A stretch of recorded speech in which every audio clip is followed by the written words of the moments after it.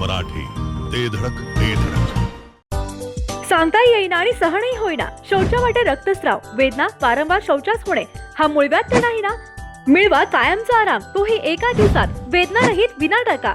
मूळव्याधीवर औषधोपचाराबरोबर laser व इंजेक्शनची खास सुविधा देणारे विट्यातील पहिलेच हॉस्पिटल डॉक्टर बंडगर यांचे मूळव्याध स्पेशालिटी हॉस्पिटल, अनुराज हॉस्पिटल शेजारी, एससी स्टँडच्या बाजूला, खानापूर रोड, विटा. सगळ्यात आधी मला आपल्याशी संपर्क करायला थोडासा वेळ झाला. आपलं दिवसभर इकडे तिकडे चाललो होतं, तेव्हा मला यायला वेळ झाला. याबद्दल मी आपल्या सगळ्यांची माफी मागतो. पण मी दादांना त्यावेळेस तेच सांगितलं होतं की एक घटना झाली आणि जिथं आडनावही नाहीत वॉर्डामध्ये, असे लोक येऊन मतदान करतात असं कार्यकर्त्यांना आम्हाला कळल्यावर आम्ही तिथं तात्काळ काळजीपोटी गेलो.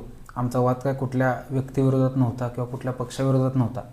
आम्ही प्रशासनाला जाब विचारावा किंवा प्रशासनानं आम्हाला आमची उत्तरं द्यावीत या हिशोबाने तिथं गेलो होतो. आणि तिथं झाल्यानंतर थोडीशी झुंबड झाली आणि त्यामध्ये आपण जे बोलला ते खरं आहे. पण शेवटी माझेही वडील पोलीस खात्यामध्ये होते.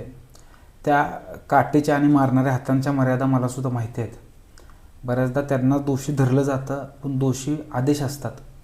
आणि या सगळ्याची माहिती असल्यामुळं किंबहुना आज पोलीस खात्यातल्या प्रत्येकाचाच असा समज आहे की ते प्रामाणिक भरतीमुळे पोलीस होऊ शकले आणि त्याच्यासाठी कारणीभूत कुठंतरी आराराब आहेत. त्यामुळे माझा त्यांच्यावर कुठला राग नाही किंवा वैमनस्य नाही.